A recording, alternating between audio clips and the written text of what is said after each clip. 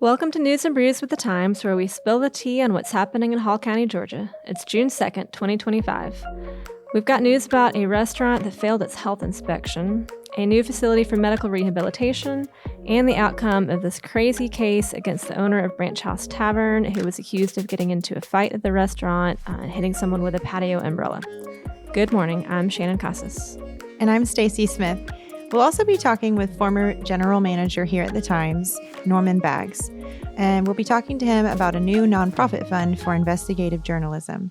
Grab your favorite brew and take a sip as we guide you through what's been happening in Hall County. You can also find all of these stories online at the link in our show notes. The owner of Branch House Tavern appeared in court last week to take a plea deal on these charges related to this fight that happened in 2023 at the restaurant. So what happened?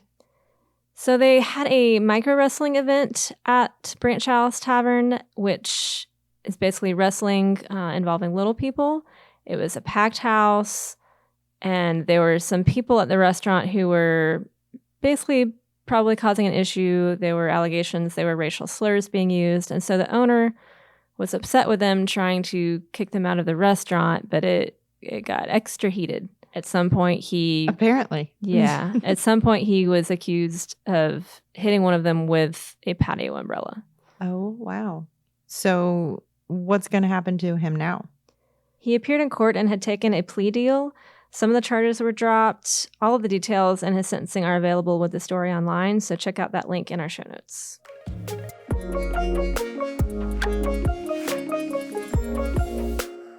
In other restaurant news, a local fast food Venezuelan place failed its inspection from the Environmental Health Department. They got like a 65, right? Yeah. And there wasn't even anyone in charge at the restaurant. I think that's what the story said. So, yes, a person in charge was not present. There were hand washing issues. There was no soap in the men's sink. Food was also stored improperly. That was a big one that they were dinged on. And there were some issues with the cooler. So I saw on our Instagram post on that story that the restaurant actually commented about the cooler going down and all the food being thrown out. Yeah, that's right. They said that they were working to correct the other issues. I guess while the inspector was there, they went ahead and threw all of the food out that was in that broken fridge. And this is what he said on Instagram. Quote, "Unfortunately, a refrigerator broke down and all the product was already discarded.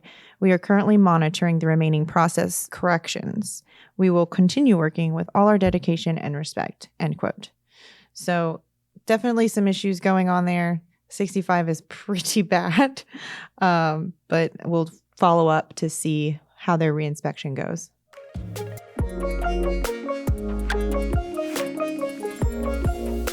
We had some very sad news out of Destin, Florida last week involving a family from Buford. So sad, so sad and scary. Yeah, a husband and wife and their adult son were just out swimming from the beach there, and they apparently began struggling.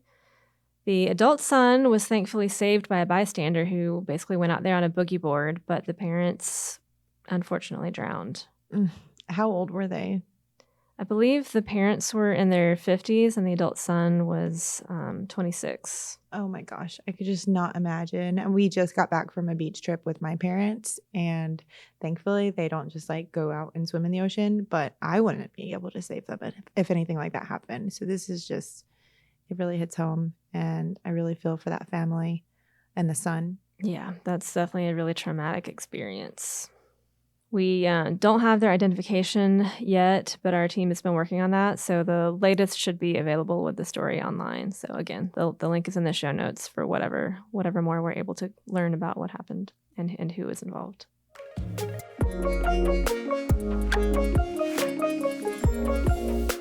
Another sad story that we had to report on last week was the discovery of a body behind a shopping center on Dawsonville Highway. Ooh, yikes.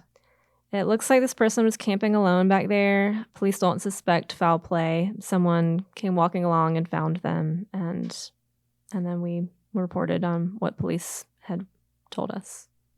So they weren't able to identify the body? Not yet. We're assuming this person was homeless because they were next to a tent in the woods, yes. And no sign of foul play. Correct. And there was nobody else there. So like the next day we went back and it had been completely cleared out basically. That's right. The camp was cleared out. A lot of those encampments do include more than one person, and they can get really big sometimes, but this was just one person out on their own. Mm-hmm. Well, I just can't imagine not being able to, like the level of decomposition required to not be able to identify the person. So they were obviously out there for a good while, and it's just really sad. I'm glad they were finally found, and hopefully, their family can be alerted. Yeah, I know with a lot of the homeless population, they may not have like an ID on them, those kinds of things. So that makes it a little more difficult to try to identify them, and then notification of next of kin. When you're transient like that, it's all more complicated.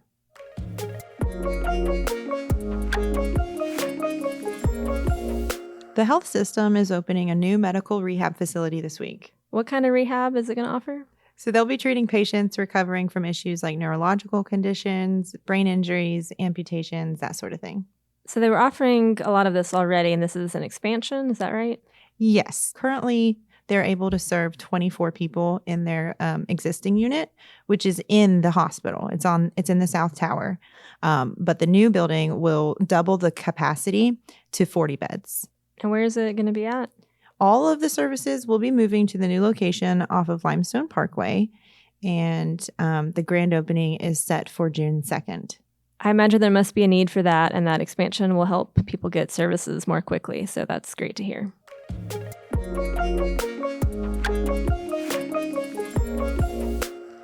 All right, so today we've got Norman Baggs with us to talk about the new Hall Journalism Fund that the paper has started. And Norman, I want you to tell us a little bit about who you are. Well, for a long time, I was a general manager here at the Times. I'm semi-retired now, doing a little bit of special project work for the company, and really excited about this journalism fund that we've established to get the community to help us do our job. I know I've worked with you for a long time. You've been around the block for sure. Tell us a little more about your history and kind of your journalism credentials. Okay. All told, I spent about 50 years working for various newspapers around the state of Georgia, including about a 20-year stint here in Hall County at the end of my career. I did everything from running newsrooms to running newspapers, and very involved in every aspect of the newspaper here in Gainesville and the Hall County community, and saw a lot of changes here, a lot of things happening, a lot of very good things happening, and really proud of what we accomplished while I was here. So what is the Hall Journalism Fund? Hall Journalism Fund is an effort to get the community to help us do a better job in covering in-depth, important stories that need to be covered throughout the community. There are certain stories that we handle on a day-to-day basis and we do a great job with. We've got one of the largest news staffs around, and they do an incredible job of keeping up with what's happening in the community on a daily basis. But there are other stories that are really time-consuming and in-depth that take weeks and sometimes months to develop. And we want to hire an investigative reporting staff to do that. But financially, the paper can't really support that position, so we're asking the community to help us by donating to the Hall Journalism Fund. The idea is that we will hire expertise in reporting in-depth, deep stories that really matter, that may take, like I said, weeks and months to develop completely. And we hope the community understands the importance of those kind of stories, and we'll help finance that by donating to the fund. So this reporting position would be full-time on our staff? Be full-time, be completely overseen by our professional news staff in the newsroom, and would work on the kind of stories that we hear a lot about out of the community that we just can't get to right now. Misuse of taxpayer funds, or malfeasance in office, or issues in the school systems, things that may take a lot of digging, a lot of work, somebody really has to be dedicated to. We're hoping to hire somebody to fill that sort of position who would work with our editors and our other reporters and really develop significant stories that could impact the people here in the county. So what would their day-to-day look like? we're dealing with hypotheticals at this point, but typically they would respond to the editorial management in the newsroom and determining assignments and what stories to pursue. And day to day is going to be different every day, frankly, depending on what sort of stories you're chasing down. You may be looking to drive to Atlanta to get government documents, or you may be spending hours interviewing upset parents, or you could be talking to people out in the community about things they've heard but don't really have the evidence to prove. These are the kind of stories that you really have to chase on a daily basis to get to the bottom of, things that just aren't simply revealed. It's not like covering a city council meeting or reporting on a crime report. These are the kind of things where you're chasing information and you really have to make a professional effort to document what you're doing. So a lot of times chasing after facts. So our current news staff, of course, does some of that, and they also have to, turn in a story pretty much every day. So is the big difference going to be that they don't have that daily demand to publish? The current staff, like I said, they do a great job, and this community is very fortunate to have a very credible, professional effort underway in providing community journalism because it's so vital to success in the community. But they're turning out 2 or 3 stories a day. They're bouncing from one thing to another. We're looking to hire somebody who can say, okay, for the next 2 months, all I'm going to do is chase this one story and see where it goes. Again, we hear a lot from the community. Oh, you need to look at this, you need to look at that, we heard this, we heard that. And frequently there's some substance to those sorts of things, but there's not a lot of facts. So we have to chase down the facts in order to maintain our credibility. So this reporting position probably would spend an extended period of time generating in-depth stories on one particular topic at a time, versus a traditional beat reporter who may be doing 5 or 6 stories at one time every day. Is there going to be a direct way for the community to request or suggest stories? Nothing other than what exists right now. It's very important to understand that those who donate to this fund are not going to have any personal interaction with the reporting. It's not going to be a matter of if you send us $20 then you get to tell a reporter what to do. The money is being handled by the North Georgia Community Foundation, so we're hands off in terms of that. And we will periodically report to the public what we have done with this position, what kind of stories have been written, what's been accomplished for the money that's been donated. But there's not going to be any special influence that donors have in terms of determining what stories are pursued or how they're written. So that maintains the independence of the reporting. Absolutely. The key to all credible, solid professional journalism is to maintain an unbiased position in chasing the facts. And that way, the donors will not have any access to the reporting staff or the editorial staff other than what exists now, which you can make a phone call, you can send an email, and you can say, you need to check out this story. Here's what I know about it. And we welcome people doing that. But there won't be any special connection between donors and the reporter. Yeah. So anybody can reach out to our newsroom by emailing news@GainesvilleTimes.com. We'll put some links in our show notes for other ways that you can reach out.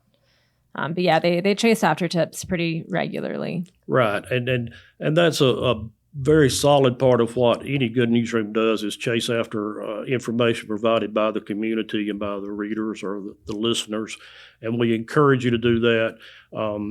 But again, just because you hear about a story doesn't mean we can just take it and run with it. We've got to do the investigative work to find out how factual it is and how accurate the information is that we're provided. And that's what is time consuming in some cases. For sure. So where did the idea come from to fund a position like this in this type of way? This is something that a number of newspapers across the country are doing. Newspapers in general are having a hard time financially staying in business. Before a newspaper or a news organization, website, whatever can succeed, it's got to be a successful business. And so a lot of communities are supporting reporting efforts in this fashion. Uh, One close by to us is the Marietta Data Journal, where they've had a fund like this for the last 2 or 3 years now. It's been well received in their community, and they've done very well in terms of hiring a reporter with the money they've raised. It's a way for the community to invest in the sort of stories that it needs to see and wants to see that may not be possible otherwise. But a lot of newspapers are doing it with some success, and we're going to make that effort. So we still maintain a for-profit business, but this one particular position would be funded by the nonprofit. The Journalism Fund is a nonprofit, tax exempt. You can write it off on your taxes if you make a donation. Again, it's all handled through the community foundation. So it's just like any other nonprofit effort they're involved in. And they do all the bookkeeping and handle all the direct contributions. And you can find more information about it on the Community Foundation website. And there's a link there to a donor page where you can make a contribution if you so choose. But the whole goal is to provide significant, in-depth, time-consuming stories that just aren't available right now.